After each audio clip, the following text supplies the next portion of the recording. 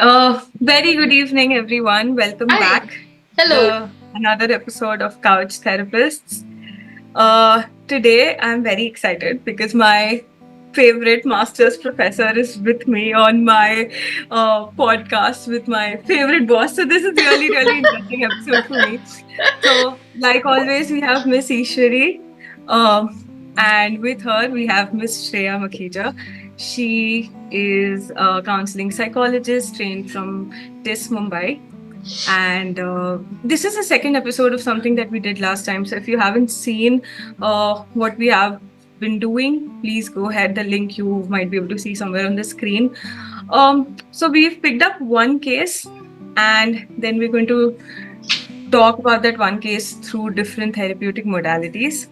And today we're going to talk about some very interesting therapies. But before we go right in, ma'am, if you could introduce yourself a little bit more for the audience. Thank you, Richa. I am flattered by your words. So, my name is Shreya Makhija. Like Richa said, I am a counseling psychologist. I'm also an assistant professor at the Doshi Women's College in Mumbai, which is affiliated to SNDT University. I run my private practice through which I have clients that I've been seeing for about 3 years now. And I usually turn to the process oriented approaches, which are much more unstructured in nature. So I'm really excited to be here on this episode because we are talking about a lot of unstructured approaches. So, Yes, agreed. Yes, and I had the chance to meet Shreya, I think last to last year when I visited her college for a lecture. And from that time, I think we in the teacher's room we had a nice chat, you, me, and Charvi as well. So it is absolutely nice to have you back over here and today I will get to see you in action as a therapist. That day it was more as a facilitator, professor, as a teacher, yes. So I'm really curious to see the psychodynamic approach that you're going to bring in, Shreya. Thank you so much for your time. thrilled to be here. Yes, Richard. Okay, awesome. So now that we all know each other and the audience knows us, let's dive right in. Yes. So you will be able to see the case history here on the screen. And today, the three therapies that we're going to talk about is Gestalt, psychodynamic, and transactional analysis. And I know when you hear it, you're excited as well, because I'm excited. And so, yes, let's go. Okay, Ishwari so that's ma'am, my we'll cue. begin with Yes, you. that's my cue to start with Gestalt. Full disclosure to anyone who is listening to this right now that I am not, while I'm not formally trained in the therapy, as master students, we all were introduced to it. So I did my reading, and the techniques that I found really exciting, really interesting, are the ones that I definitely use with clients. So even though I am a primarily REBT and ACT therapist, I love borrowing techniques from different therapies because I think it just gives the client a really wholesome experience overall. Right. Without further ado, I have my notes over here. So to give a brief introduction about Gestalt therapy, it was founded by three main psychologists: Fritz Perls, Laura Perls, and Paul Goodman. And in college, I remember Gestalt therapy was one of my favorite topics because it had this nice catchy line: the whole is greater than the sum of its parts. And so many years later, I still remember it because it had struck with me that okay, this means that whenever we are perceiving things, experiences, we don't perceive them in bits and pieces, but rather how they interact with one another as a coherent whole. And this is what Gestalt therapy also focuses, that look at the client in the whole, not just the diagnosis, not just the thoughts or what the client is saying in one session, but take a holistic approach when you are talking, interacting, and even looking about, thinking about the client. Then one thing that I also remember is that Gestalt therapy or Gestalt principles of perception talked about law of pragnance, which means that human beings are cognitive misers and they will take the easiest approach to make sense of things, to find patterns in things, which is something often that is seen with clients of anxiety, I believe. Because when we teach evidence based thinking, when we teach logical thinking, what we are actually teaching is to step out from the obvious instant analysis that happens in the brain and then to shift their focus to what is evidence, what is something that you have a proof for. Going back into the RBT lens, my apologies, coming back to Gestalt. So, law of pragnance is something that has also stuck with me, and this is often a point of psychoeducation that I use with clients. So, with Anjali, last time I spoke about how I would help her with thought modification, how I would help her with accepting the symptoms, accepting the feelings of anxiety that are coming in. And Gestalt also focuses a lot on here and now.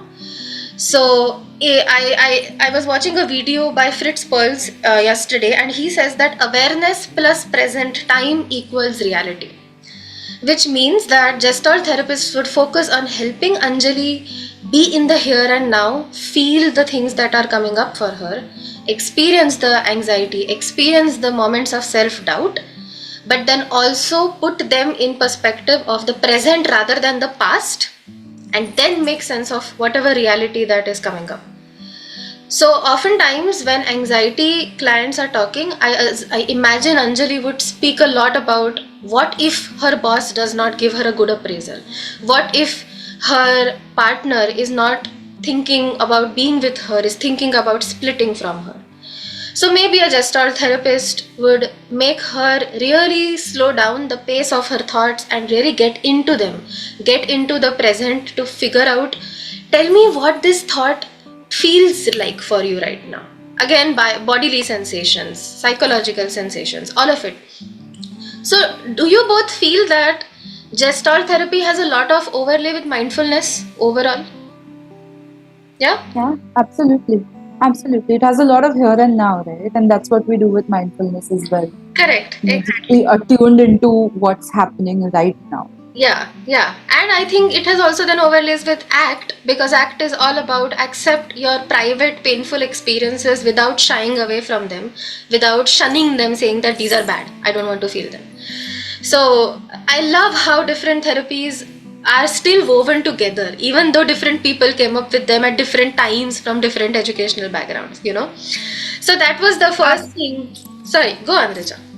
Yes, and I was saying that what my favorite part about Gestalt is how it empowers not just the therapist to think beyond the diagnosis for the client, but also the client themselves to think of themselves as a whole and beyond that diagnosis, and not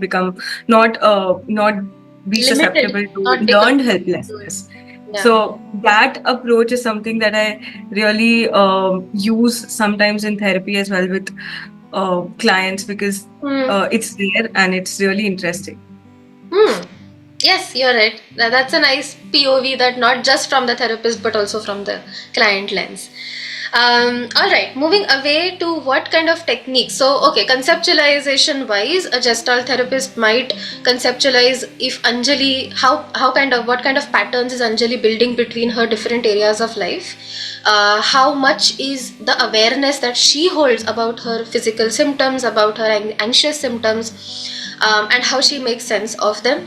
And then quickly now touching base on the treatments or what interventions a Gestalt therapist would use. Now this is something that I personally love, which is the empty chair technique, which is also one of the most widely known techniques from Gestalt as well. And I have used this so many times in therapy. My interpretation of it is something that sometimes talking about your own thoughts, your own emotions in a first person POV can become very overwhelming, and the kind of distance that we are trying to create for clients in session is very difficult at that point.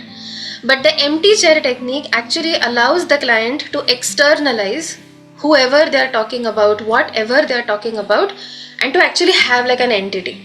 So I'm so sorry, I'm skipping steps. Coming back to what the technique exactly is. So the empty chair technique is when the therapist asks the client to keep two chairs. One is where they sit, the next chair or the other chair is empty. So the empty chair could represent a person that they have unfinished business with, which is again a very, very commonly used term in Gestalt therapy. Unfinished business is emotions which have not been processed, things which have not received closure, at least either situationally or for their own psychological world. But basically things that occupy till this date a lot of their brain space. So the empty chair technique aims to provide a safe space where a client can go about seeing if their unfinished business can slowly lead to closure. So I have done this with clients who have had very bad breakups, who have had people behave in a very inexplicable way that they have till this date not been able to place. And interestingly, I have also used empty chair with symptoms. So if your anxiety was sitting in this chair in front of you, what do you think your anxiety would say to you right now? Interestingly, with Anjali, I would then also ask her to switch roles.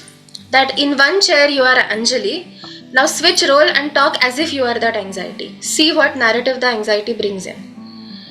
So, same could be also maybe used with that anxious self in her relationship. So, what in that one situation where your partner is maybe acting differently than usual and your anxiety is getting into gear, thinking that is he thinking of breaking up, is he talking to someone else, am I not enough, should I do more? When all of these thoughts start threatening Anjali, I might ask her, try going into that role and try talking to yourself that way. So this is how I would use empty chair. Any feedback from you both, how you would utilize this with Anjali? I think you were beautifully put it in terms of the anxiety being on the chair, like Anjali also taking on the role of anxiety. I really like that part. Oh, okay. Yay. What about you, Richa? My direct brain went into art therapy and expressive arts into Oh, that yes. application. And the idea of personifying, like ma'am said, personifying anxiety or mental health issues and then giving it a voice, that is what kind of translates into art therapy. And we just give it a more tangible form. Maybe we'll use a puppet, or maybe instead of an empty chair, we'll ask them to write a letter. Nice. So, like you said, these therapies are different, but they're very, very interwoven. Yeah. Awesome. So that's the first technique. And then finally, just to conclude, there is this concept called paradoxical change in Gestalt, wherein they believe that change cannot be forced. So rather, the therapist's role is to just facilitate conditions, facilitate awareness so the client can bring the change about themselves. Now, personally, I think I would agree to this to some extent, but after a certain point, I would say sometimes, or what REBT, DBT therapies would say is that if you act opposite to your thoughts, the feelings and the emotions will soon follow suit. So if the behavior takes the lead, the thoughts and feelings will follow. So this is a little bit I would like to say I'll agree to disagree with this concept with Gestalt. But I'm sure that hardcore Gestalt therapists would also have some rationale behind it. So that remains to be seen. So with that, I will conclude how a Gestalt therapist would approach Anjali. And now I'm going to nicely chill while you both take over. So Shreya, you're up with psychodynamic. Yes, all right. Okay, so it was very interesting to see your Gestalt perspective on this. Yeah. And I think elements of Gestalt also will show up in psychodynamic, and we'll see how. Also, again, disclosure that I am a psychodynamic. I'm not a trained psychodynamic practitioner. I use elements of that therapy in my approach. There's a lot of rigor and training that goes on in psychodynamic work. So, again, please take this with a pinch of salt. I'm sure there are many ways to approach psychodynamic work.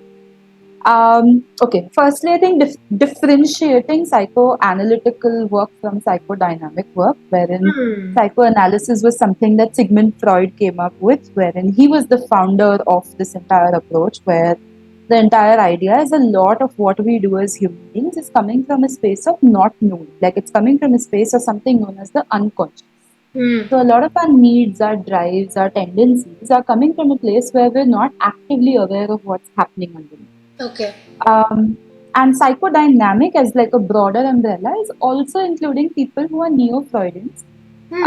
Because Freud was also met with a lot of criticism for his work. He had a lot of focus on psychosexual stages and a lot of focus on the libido, and there have been people who have a little deviated perspective from it.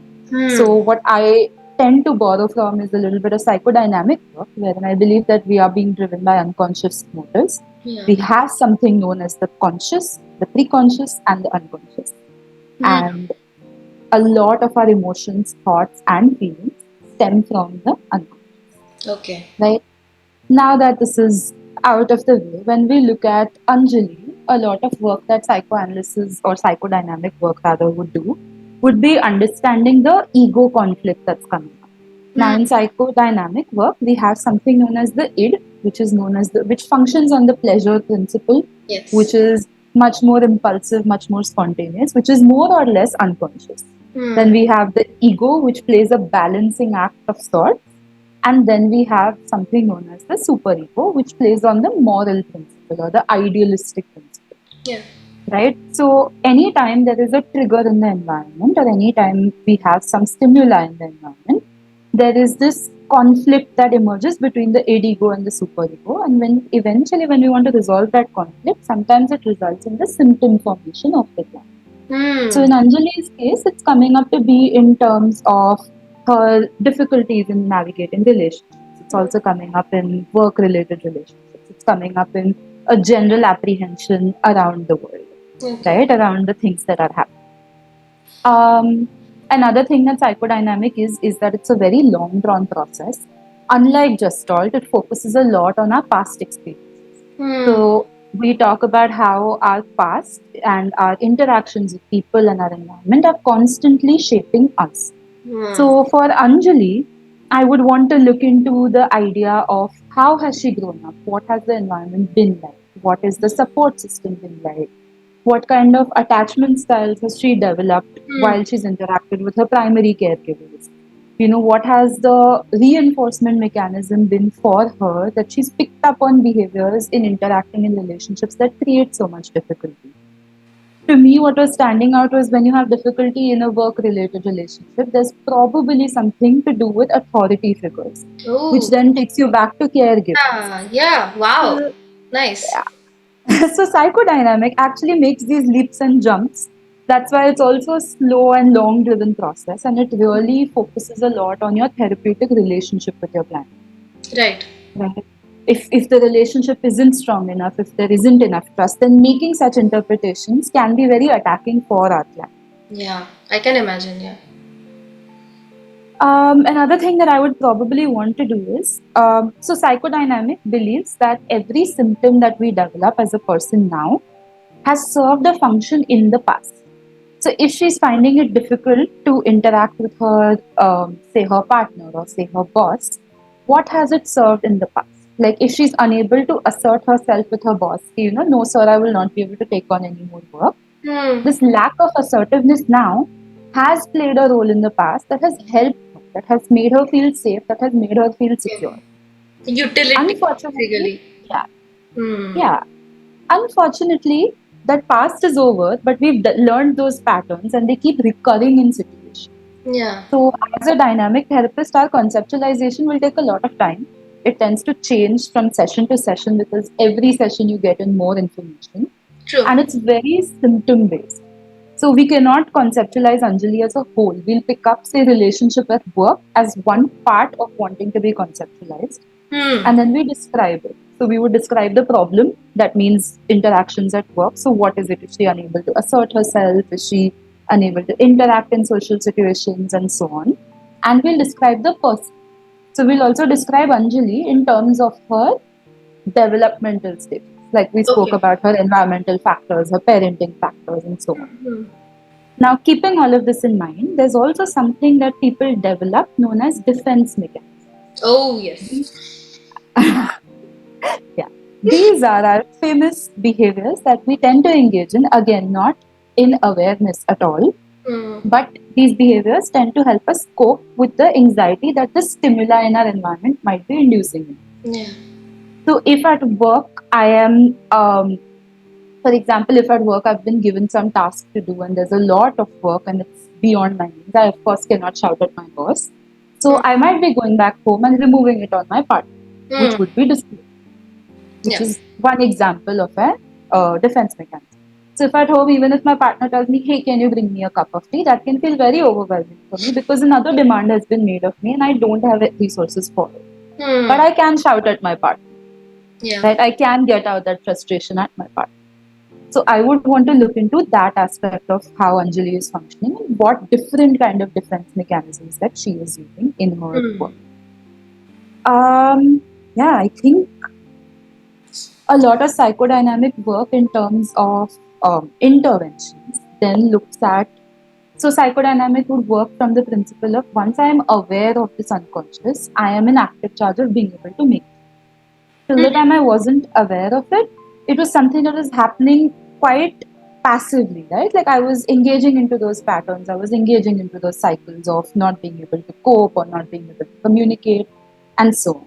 And also not recognizing the linkages to the past. So, if there is this authority figure related difficulty, is it linked to a caregiver? Could it be the father figure and similarities in those personalities with the boss, which is holding her back from being able to communicate? Right? So, once we're able to create that awareness, we're essentially providing our clients with a choice. Yeah. We also believe a lot in something known as transference. Now, unlike popular belief, transference isn't only romantic feelings. Transference is any childlike feelings that came up during our developmental period, which will definitely show up in your therapeutic relationship. So I would then also look for how is Anjali treating me as a therapist? Am I also being put on a pedestal as an authority figure? Is she finding it hard to communicate with me also? And if I am telling her, okay, why don't we think about XYZ things for the next session? Is she also complying to me the way she would to other authorities? Yeah. And I would want to use that relationship as an intervention itself to provide her with things that were probably not provided to her in her childhood. Because we believe very, very strongly that the therapeutic relationship becomes the vehicle for change. If I am giving you this space where you're allowed to be your authentic self, which is not accepted outside very easily, this space will then become an exception, right? It will become a space of exception for you to express yourself, and then we can kind of generalize this to other spaces. So then there are two types of interventions. There are supplying interventions, and then there are assisting interventions. Okay. So supplying interventions would look like giving her the encouragement to speak up, giving her the nurturance that she probably didn't get in her childhood to, soothe herself, to be able to make sense of herself in a situation or in an interpersonal situation, be it with a partner or be it with somebody else, where her worth is driven from her. So things like, you're doing really well right now. I can see that you're trying really hard in the process of therapy. I can see that you're willing to expand yourself and explore yourself. Would all be soothing and nurturing for somebody to hear because we're recognizing the effort that may not have been recognized otherwise. Right? Assisting interventions, on the other hand, then look at helping the client pinpoint emotions or psychoeducating them with information. Right? Things that they find difficulty doing, we provide them the space and the resources to be able to do this. Right? So maybe a feelings wheel over here could be something that we could use with the client. Yeah. Now, in the interest of time, I'm going to conclude with one very important technique that we use in psychodynamic work, which is known as interpretation. That means that things that are said, there's also latent content. There's something hidden behind what is being said, or also behind what is being done. And therapists try to pick on those things and then make interpretations. Right. For instance, the authority figure conversation that we were having, right? Where we were saying difficulty with the authority figure, bringing out, okay, is it possible that some of the personality traits that your boss is showing up is also similar to that which your father showed? And you had difficulty speaking up to your father. That's why you're probably finding it hard even now to speak up. And these are all hypotheticals. If our client denies them, we'll let it go for the time. Definitely. Yeah. Right? Yeah, I think those are about it. I know there's dream analysis and free association as well, which are really hardcore psychodynamic techniques, but that requires a lot of training, and I don't want to speak about it since I am not trained in that. So I think, yeah, I hope I've given a decent overview of how psychodynamic would look like with Anjali. Definitely. And you say that you are not formally trained, but I would like you could have fooled me that because you had such a great grip on all the associations and everything that you were sharing, that I almost felt like I would like to take a psychodynamic session, to get to know more about myself, because that because it's so true that so many things about our own personalities are hidden, and sometimes we don't know the past associations that we have made. So yeah, very very nice look into the whole therapy, Shreya. Thank you so much. I think it's also so empowering, right? Yeah. Because we're saying that the symptoms that are now giving a problem were some at some point in time in your life Yes. serving a function. Helpful. So it's not dysfunctional at all. Yeah, true. That is very true. Actually, even REBT concentrates a lot on utility based habit formation. Or yeah, or so I use. Right.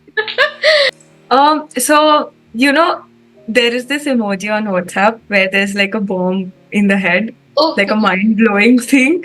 That's what happens every time I hear about psychodynamic or learn about it or just understand psychodynamic. It is literally mind-blowing. I had a big smile throughout. Like there's something to take back every single time I hear about it. And what I really loved about today when you described psychodynamic was empathizing with the issue, like how the point where you said that it serves something back Yeah. in the past, and now it's like an old cloth which Mhm. basically you wore in the past and you loved it probably, which made you feel safe, and now it's not serving you anymore, but you've still kept it in your cupboard just because it made you feel safe. That was so, like, it was mind blowing for me. It's like empathizing not just with the client but also with the issue itself, Yeah. and it puts things in perspective for the client. And I could just imagine putting it forward to a client, and how would that perspective totally change? Instead of hating that, let's say talking about Anjali, instead of hating not being assertive, she would go back into the times and where it has served her, and then that would be like a entire closure for her. Yeah. um, So I have a question, by the way. When she was talking, I had a question for you, Shreya. Does this mean that psychodynamic treats every concern or every issue as having some utility, or could there be some issues which didn't have any utility in the past? It's usually that it had some utility. We may not be aware about the utility yet. Okay, okay, So it okay. may seem like it wasn't serving any purpose because it's in the unconscious, right? So then the process is to bring it up to the conscious. Okay, because I'm just thinking about some of my clients throughout this discussion and trying to see if some things which, yeah, like Richa said, that it blows your mind. So hence the question. Anyway, But uh, I really like the metaphor that Richa used, yeah, the old cloth metaphor. I mean, I know how hard it is for us to part with our old clothes, even if yeah, they don't fit us or even if they're worn out and they have like, I really like that metaphor, yeah. Richa. I too, me too. Agree. I second that thing, Richa. This is your cue to tell us more about TA. Absolutely. And it's a very smooth pave for me now that Ms. Shreya has already talked about psychodynamic, because TA is psychodynamic informed. Mm-hmm. And the word TA stands for transactional analysis. Now, the first time I heard that, I was like, oh, is this really a therapy? Because it's talking about transactions, and how is therapy transactions? It's supposed to be organic. It's supposed to be something that's very between the therapist and the client, and natural and spontaneous. But it is one of those therapies like psychodynamic which blew my mind, and I till today use it in my own sessions, and I really enjoy it. Some of the words, what while it is psychodynamic informed, what's interesting about TA is that it has very different ways of understanding issues. It has very different terminologies that it uses, and it has very different interventions as well. While it works on the basic idea of insight building, and that's also one of the interventions for TA. And I know Ms. Shreya is also getting trained in TA, so please correct me wherever I go wrong. Okay. Um, but Just an introductory course, nothing fancy. Go ahead. yes, absolutely. The best part is it talks about ego states beyond AD ego and superego, which is when we learn about Freud, it's very strictly id ego, superego about the ego states. Here, it talks about 5 major ego states, starting from adapted child, natural child, Wow. adult, nurturing parent, and critical parent. Wow. Now, Nice. yes. And when we explain each of these ego states to the client, and when I was introduced, even when I was learning about these ego states, it's interesting to see how we switch between different ego states in different presence of different people, in presence of different situations, and just how our narratives and the life scripts change even when the slightest circumstance change. So let's say if you and I are sitting in the room and third person walks in, suddenly my ego state is going to change. And that is what something a TA therapist might recognize and help you build that insight on and work on. So they do something which is called as egogram. It's basically like a histogram, a bar graph, or the histogram with no spaces, where they ask the client to recognize the ego state that they feel they're working, functioning in, and make a gram out of it. Ooh, so It's like a interesting. bar graph. Yes. And that's really, really interesting because after the client has made that, you have a conversation around why do you think you work in this state and why do you think you don't work in this state. And then the conversation goes beyond that, saying that, how do you think you can switch from this state to this state? So my favorite part of TA is this egogram and working with different ego states.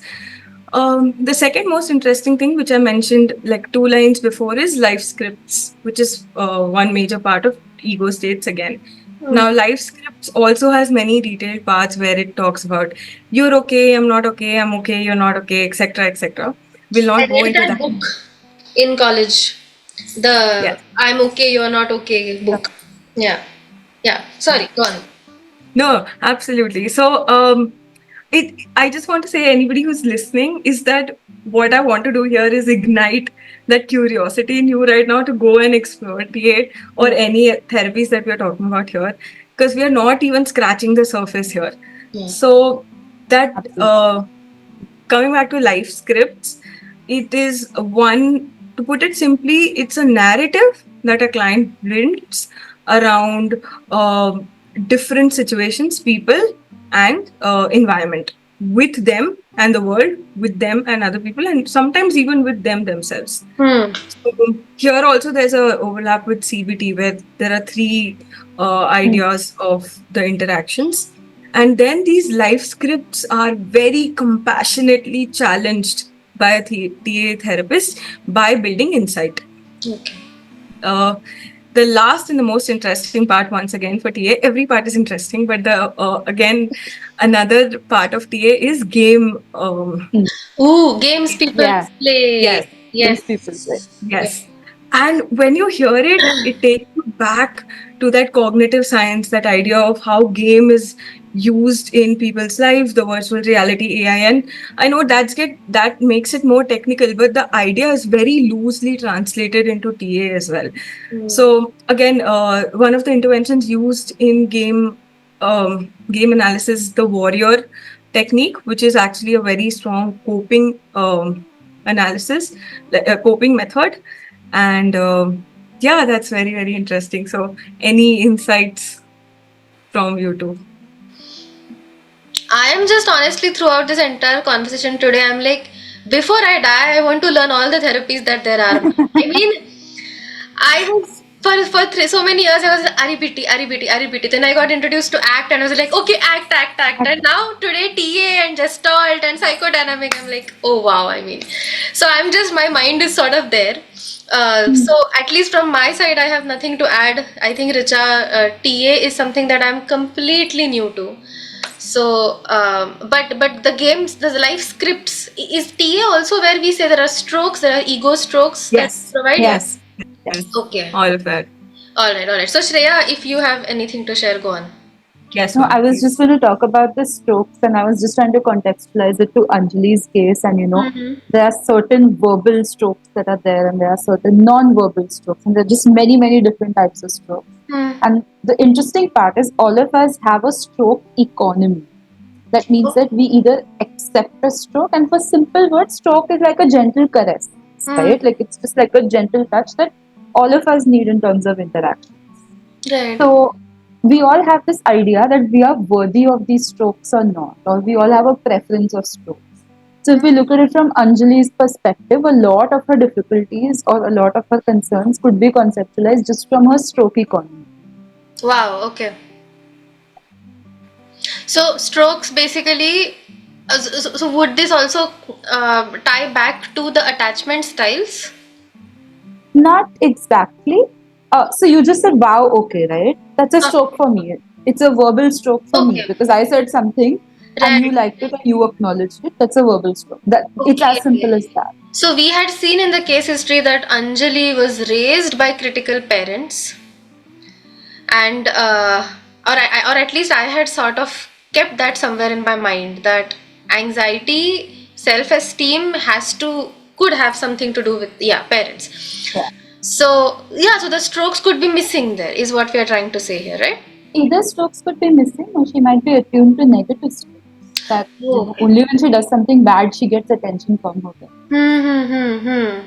Okay, very nice. This can be used to understand so much of teenage behavior, so much of children behavior as well. I wonder if child psychologists also would relate to a lot of what we are saying. But I anyway, hope they my do.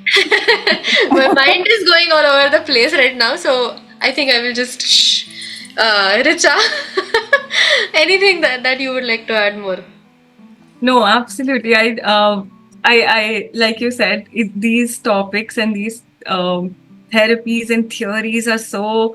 It's like diving into the ocean. It's really interesting, and you can just go on and on. It's never ending. Yeah. But I am really glad we got a platform here today to sit together and unlayer a little bit about each of these therapies. Yeah. And the attempt here, once again, is for you, the observers, and for us to learn how same issues can be conceptualized differently by different therapists. And nobody is right, nobody is wrong.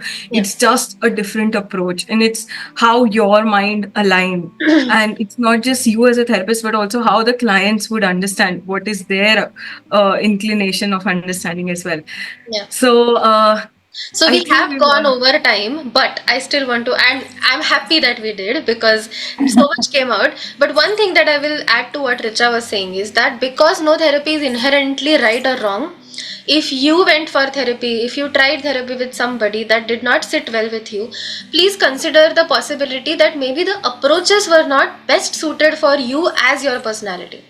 Yeah. So don't give up on the concept of therapy in general. Try to search, and so these podcasts or these kinds of discussions are a way for you to, as a lay person or as a therapy taker, to figure out that, oh, this is something that I think I will really enjoy working with my therapist. And then you can actually go and search for a psychodynamic therapist or a gestalt therapist. So don't give up on the idea of therapy because the umbrella is so big and it has so awesome things, such beautiful things to offer, regardless of the therapy style that you're taking. So I absolutely love that you both were able to be here to contribute to this discussion. And Shreya, I for like right now itself, I'm telling you that I want to have one session with you where we're just talking about psychodynamic. Maybe I would love that. then we can approach it from a concern lens, that grief or trauma, how REBT would look at it, how psychodynamic would look at it, rather than just cases, Yeah. So Absolutely. I'm up for this. I love any kind of academic conversations and any kind of applications of therapies. So yes. come to me. Okay. And for our viewers, do share this video with anyone that you think might find it interesting or even find it helpful. And if you're new to the channel, subscribe. This is something that I have to say, sorry, but subscribe and like the video if you enjoyed it. So we are signing off. We had 3 couch therapists today. We'll be back. Richa and myself will be back for the next episode, either by ourselves or with a new third couch therapist. But we hope to have you again on board, Shreya. And take care, both of you. Have a good evening. See ya. Bye. Thank you for having me. This was a lot of fun.